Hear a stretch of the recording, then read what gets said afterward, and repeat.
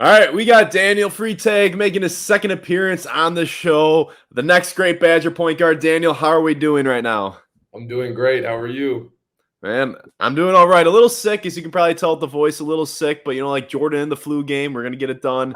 Um, so yeah, let's just talk about your state title in Minnesota, right? So you won the state title, and shortly thereafter, you had ankle surgery, right? So talk about what that injury was, and how are you doing? How's the recovery process going? Yeah, so it worked out perfect. After the state championship game, I got ankle surgery about 2 weeks later. And the time that I was going to get cleared was the end of June. So still fairly recent. And even after being cleared, clearly you're not going to be at 100%. Yeah. But I think in the last 3 days, I've been definitely inching near 100%. All right, let's go. So what was it impacting you when you were playing? Million percent. Really? And you're still putting up Absolutely. 26 a game and 33 in the state title game. Let's go. So, just what ways was it impacting you? I couldn't, if you watch any of the film back, I don't know if I got more than 3 dunks off of 1 foot. I couldn't jump off one. It would be bad for me to get extra shots up. So after practice, any extra work I wanted to get, it would have to be either ball handling or just form shots where I'm not even going up on my ankle.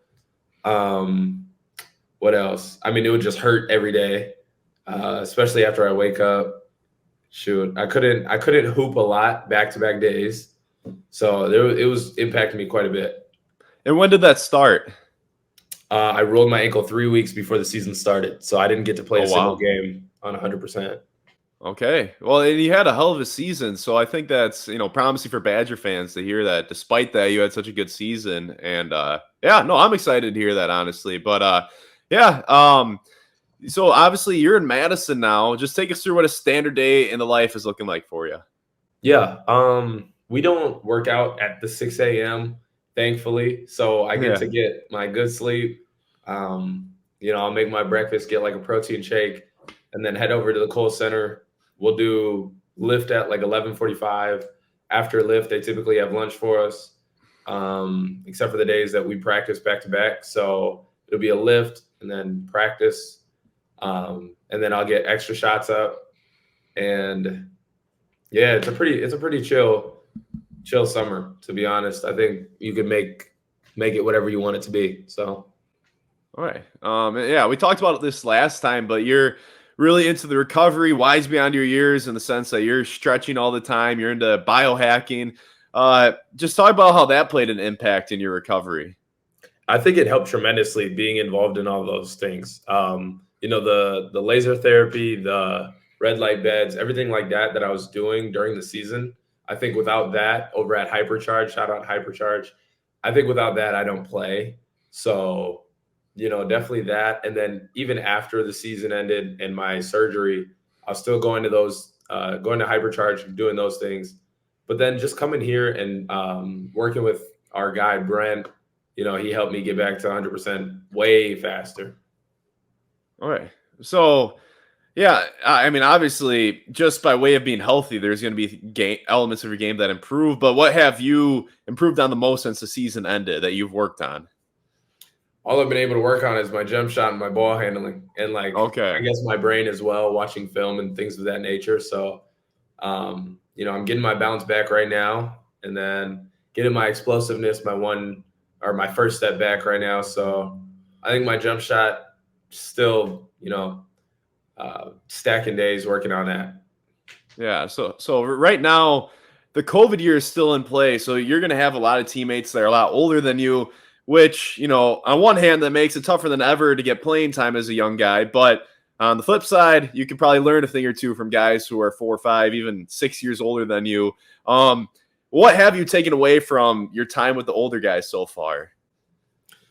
I think it was a surprise coming in here. I think the biggest leaders for me have been Cameron Hunter, number one. I think Kamari McGee and Jack Janicki. So that's a first year at Wisconsin player, a player that I don't know if he started a single game his whole Wisconsin career, and then a walk on. So I think those three have helped me the most. They're definitely the most I don't know, just open to being helpful and things of that nature. So I came in with the expectation that the older you are, the more you're going to help.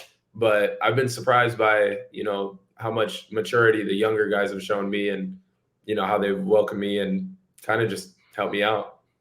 Yeah, and physically, talk about what it's been like competing with Hunter, 4th-year guy, McGee, 4th-year guy. What's it been like competing with those guys? It's different. I'm not used to the physicality. I want to say I'm in shape enough to keep up with those guys.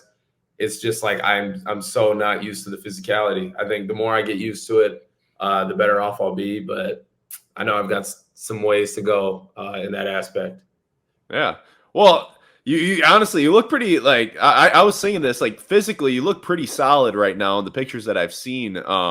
So I imagine no matter what, as a freshman, there's going to be an adaptation, but it probably won't take you too long to get adapted. So just talk about what you've been doing in the weight room, how much time have you been spending there, and how much food have you been eating just to, help that adjustment from high school to college?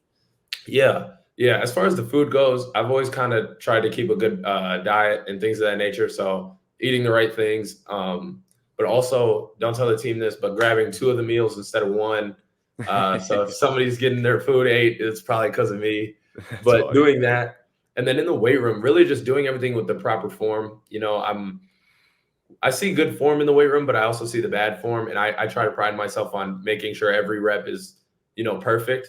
And so doing that and really, not skipping reps. I think it's really easy to skip reps because these guys are in their 4th year of lifting as college basketball players, so they're really quick to get everything done. And Yeah. so me, who I'm still learning what we're doing, I think it can be really easy to just go like, at that last set, no one will know. Let me just skip it so I can get up to speed with everyone else. So really just doing every single rep at the exact weight that, I can, and, till failure. So I think I'm in a good spot right now as far as that, but hoping to be in a better one. Yeah, and you just talked about how it's been different competing against those guys physically. Did you have any moments in particular where it was kind of a welcome to college moment? Well, so I think I had it the worst. I think so after the practice happened, and you got to clip this, like whoever is watching, got to clip this. My welcome to college basketball moment. So I'm coming off of ankle surgery. I'm coming out of high school, and my first ever college basketball rep in a practice, we're doing a drill where you come off of a ball screen and they double you. Terrible. I 1,000,000% had the worst debut any Division I basketball player has ever had. I turned it over the first time, the second time, the third time. I came off the ball screen and turned it over all 3 times. Terrible. Well, I like the humility to share that story. A lot of people just would have too big of an ego to share that story. You got to be able to laugh at yourself. I think that's great. So, yeah. What's the hardest team workout you guys have had so far? The hardest team workout? We just went and ran the Camp Randall stairs or stadium or whatever it's called. That was pretty difficult, but I think just the hardest thing in general is probably, that's a good question. Probably learning the plays and getting it like this. I'm still not 100% up to speed with the guys that returned, but I think it's, they throw a lot at you. And I think every single rep has to be perfect or you'll hear it. And that's kind of been the situation I've been in, since I got here, to be honest. Sure. And if you had to pick one teammate who might be flying a little bit under the radar to the public, who has been impressing you inside of practice, who you think might be due for a big year, who would that be? So I'm not going to limit him and say he's not going to have a big year, but I don't think a single Wisconsin Badger fan speaks about Jack Janicki. I think he can be really good. And I personally think that, he could actually get some really solid minutes this year. He works super hard. He can knock down shots, everything like that. Super humble. And he's been the most helpful with me. And it's only after being a redshirt freshman. So I think once he's in the action, I think he'll surprise a lot of people. Interesting. I can't say that I was expecting that answer. So interesting. I'll keep my eye on that. So yeah, talk about, you've been on campus for probably over a month now. What's your favorite food spot that you've discovered so far in Madison? Man, that's a good question. Probably Jamba Juice, to be honest. I'm not okay. I kind of just eat what they give me, and then I'm not the best cook in the world, so I'm just making like ham sandwiches and stuff like that.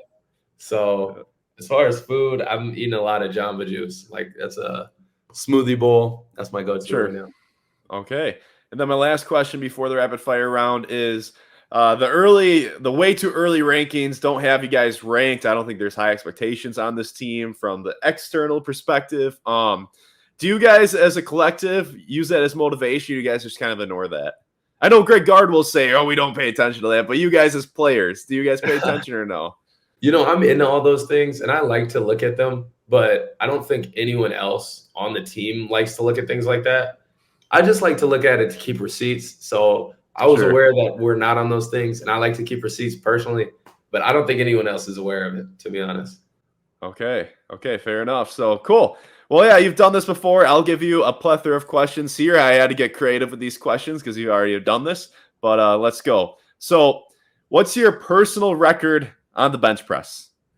235 for 2. All right. Favorite cheat day meal? I don't cheat, but if I had to, like a bowl of cereal. Favorite TV show? I don't watch TV, but if I had to, something on Disney Channel. I don't know. Favorite pizza topping? I don't get toppings, just cheese. It's got to be just cheese. Okay. Favorite ice cream flavor? Oh man, I hate to shoot them all down. I don't need ice cream either, but Superman. That's funny. All right, your favorite season of the year and why? I thought it was summer. I thought it was winter, but whatever Halloween falls into, I'm a big Halloween guy right now. I don't know why. Okay, fall. Yeah, it's a good time in Madison. I'm not gonna lie. All right. Any superstitions? I'm one to think routine is just like another word for fear. I think if you believe that you have to put on your lucky socks, you're scared. Oh, I like it. So I have no superstitions, although I like to keep everything excellent. So Dave Anderson, sorry, this is a long answer. Dave Anderson told me, if you want to be excellent, like in your arena, you have to be excellent everywhere else. So my superstition is I try to be excellent everywhere, and that'll just carry over to the court. So let's go. All right. Your funniest teammate at Wisconsin? Funniest teammate. I think Cameron Hunter's a sleeper. He's not super talkative, but he's a sleeper. Okay, I thought you were about to say that you don't have any teammates or something like that. Nah.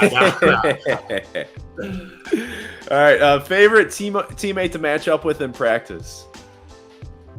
Oh man, I like to guard Klesmit because he does a lot of stuff with the ball, so it definitely just like makes me better. And then I like to get guarded by Cameron. He's a competitor. Okay, and then 2 more. If you could have dinner with any living person right now, who would it be? Probably just my brother, to be honest. Shout out Amos. All right, and then the last one is, if you weren't playing basketball, what sport would you play? And I think I already know the answer to this one. Definitely football. Yes, sir. Yeah, that was a little too easy. But yeah, this is Daniel Freitag on the show for a second time. And we know good things happen when you come on the show. You came on last time. You won the state titles shortly thereafter. And Jack Golke was on right after, and he popped off in the NCAA tournament a few days after. So good things come on. That's why he was on for a second time. If this is your first time with me watching Sports Chat, Matt, make sure to subscribe for more college basketball content, and I'll see you next time.